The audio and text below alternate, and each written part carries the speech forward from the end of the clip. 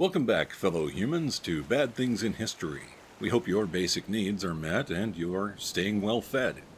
Because when people are desperately hungry and food is scarce, they eat each other. And we don't want you to have to become our next episode. Most people don't want to eat another person. But when faced with a slow and painful death from starvation, chewing the remains of a fresh corpse can apparently seem attractive. Widespread famine is responsible for most cannibalism throughout history, but those who travel on the ocean are only one disaster away from having to eat another person to survive. Today we are going to look at several stories of stranded sailors who survived by eating their companions. The Mignonette. The Mignonette was a 52-foot yacht designed for sailing close to shore. It wasn't intended to travel long distances on the open ocean. That inconvenient fact didn't stop one unfortunate crew from trying.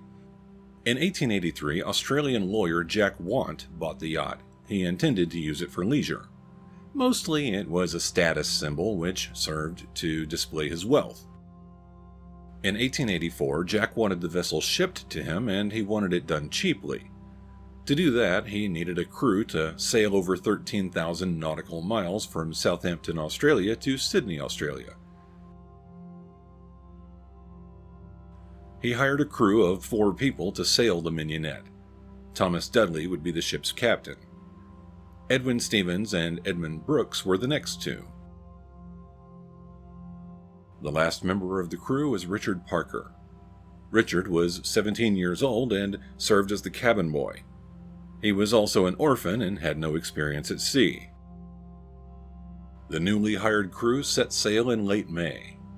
Everything was going fine, until the night of July 5th. While the men were sleeping, a large wave hit the yacht and destroyed part of the hull.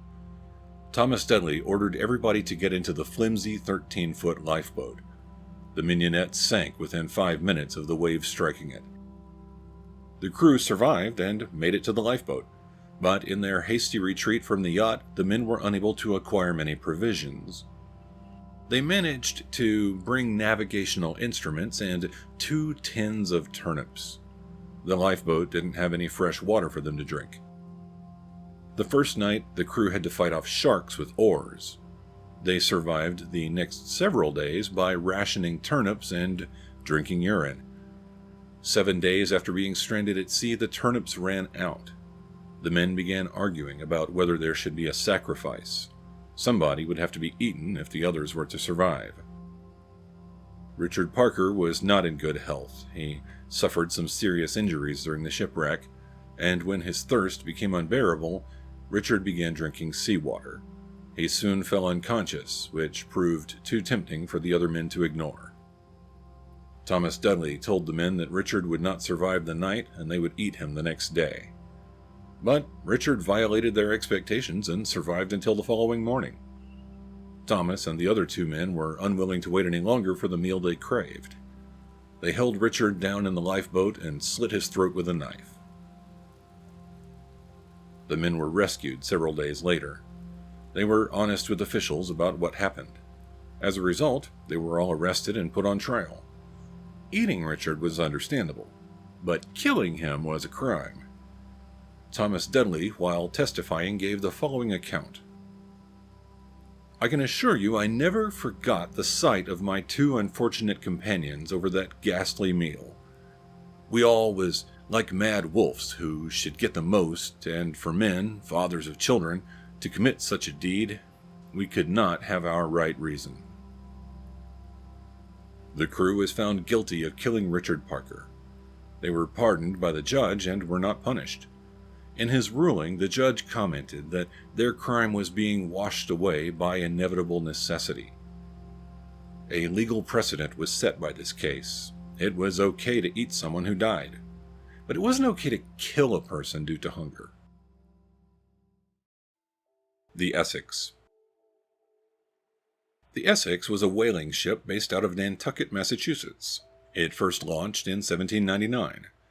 When the ship embarked on its final trip on August 12, 1819, The crew was commanded by Captain George Pollard, Jr. His first mate was Owen Chase. In total, there were 21 people on board. In addition to crew, whaling ships also carried several smaller whaleboats. These small boats were used to help capture whales and served as lifeboats in an emergency. The crew expected to be gone for 2.5 years. Their voyage would take them to the west coast of South America, where they would kill and harvest whales. But only 2 days after starting the voyage, the ship encountered a powerful storm.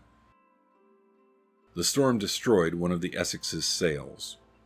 2 whaleboats were destroyed as well. Rather than fix the damage or replace the boats, Pollard decided to continue sailing. Unfortunately for the whale hunters, the hunting grounds they visited were empty. So many whales had been killed that it wasn't easy to find more to harvest. Captain Pollard decided to try hunting in the South Pacific instead. The vessel stopped at the Galapagos Islands to restock on food and other supplies. They captured about 360 tortoises as food. As a prank, one of the crew set a fire on a nearby island. The fire destroyed everything on the island. It also ensured that a species of tortoise and mockingbird went extinct. Yay! The crew finally found whales in early November. As they tried to kill the whales with harpoons, the animals responded by hitting the whaleboats with their tails. This damaged several of the boats, which meant the crew was constantly making repairs. Finally, one large sperm whale had enough. He swam directly for the Essex at full speed and rammed it. The ship began sinking and could not be saved. The crew survived by jumping into 3 undamaged whaleboats. One was commanded by George Pollard, Jr., another was under the command of Owen Chase. The third was under the control of another officer. The men were stranded 2,000 miles west of South America.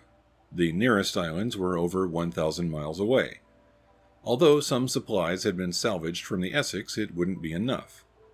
They had to survive weeks on the ocean without food or water. Exactly 1 month after the whale attack, the men arrived at a coral atoll. It was a lucky event. They went ashore and found fresh water and animals to eat. But after a week, it became apparent that there was nothing left to consume. The men would have to leave if they wanted to survive. 3 members of the crew refused to leave and remained on the atoll. Those that decided to continue their journey set sail on December 26th. Over the next month, the crew continued trying to find land and kept failing. People began dying from hunger, thirst, and exposure. They were buried at sea at first, but on February 8th, one of the men died and his companions chose to eat the body.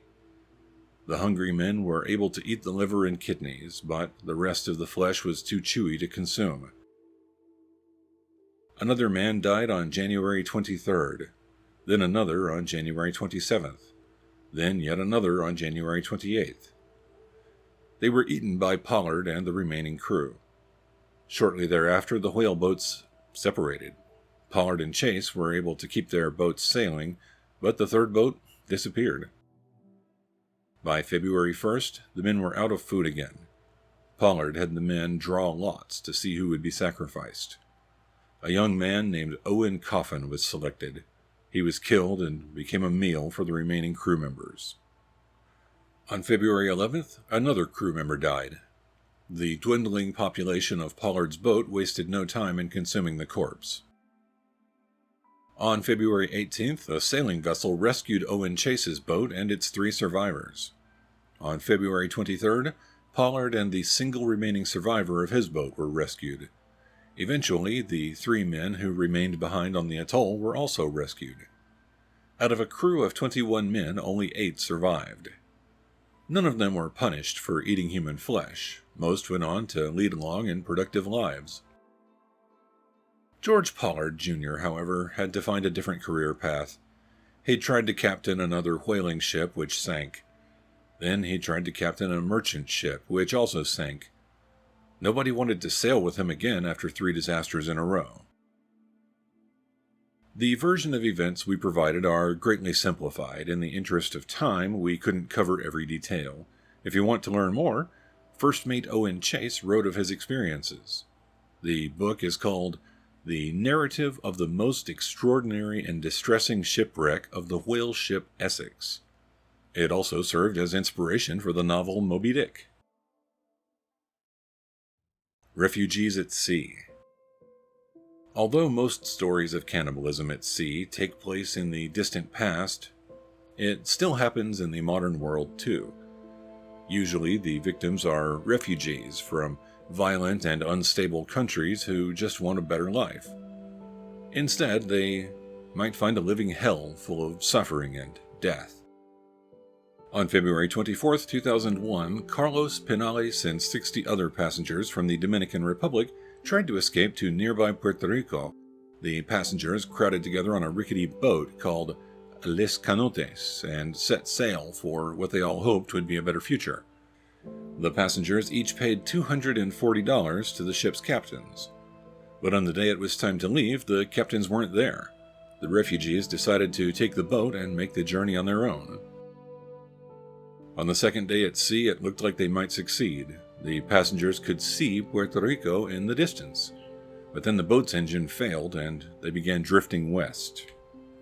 In the crowded, hot conditions without food or water, people began dying from dehydration after just a few days. At first, they were thrown overboard. Before long, the dead were instead seen as food. After 24 days at sea, the boat struck a coral reef south of Haiti and sank. Carlos Pinales said only he and 2 other men were still alive when the boat sank. After the wreck, 16 bodies washed ashore. At least 40 were reported as missing. Carlos and the 2 men were rescued after being stranded at sea for 24 days. Unfortunately, refugees having to eat each other is an all-too-common event. On October 17, 2008, another group of migrants were trying to escape the Dominican Republic. They also hoped to find a better life in Puerto Rico. When the 33 passengers climbed onto the boat to begin their one-day journey, the captain told them to not bring any food and water. It would prove to be horrible advice. After 2 days at sea, the captain admitted he was lost and abandoned ship, leaving the migrants to drift in the ocean. The migrants tried to survive on rain and seawater, but eventually they began dying. After someone died, the rest of the passengers would wait about 15 to 20 minutes before throwing the body overboard. But after several days without food or water, the migrants decided to start eating the dead. One man who survived explained the decision and its aftermath. "We had nothing to eat. We had to eat him to save our own lives. We cut from his leg and chest. We cut little pieces and swallowed them like pills. It's like beef, almost the same. At the skin there's like half an inch of yellow fat, then the fibers." Only 4 people survived the journey. They were rescued by the U.S. Coast Guard in early November 2008. If there is any lesson to be learned from these tales of cannibalism, it's that you should only travel on boats with people you don't like. Eating your companions is probably easier under those circumstances. It's also a good idea to not antagonize large ocean-dwelling creatures. If you found this episode interesting, then please hit that like button and maybe subscribe to our channel. We're not sure if we keep making these episodes as a public service or if it's simply mental illness, but with your help, it will all work out in the end, one way or another. And if you just want to help improve the quality of these videos, then consider becoming a patron. The hardware needed to make these animations isn't cheap after all. Thank you for watching Bad Things in History.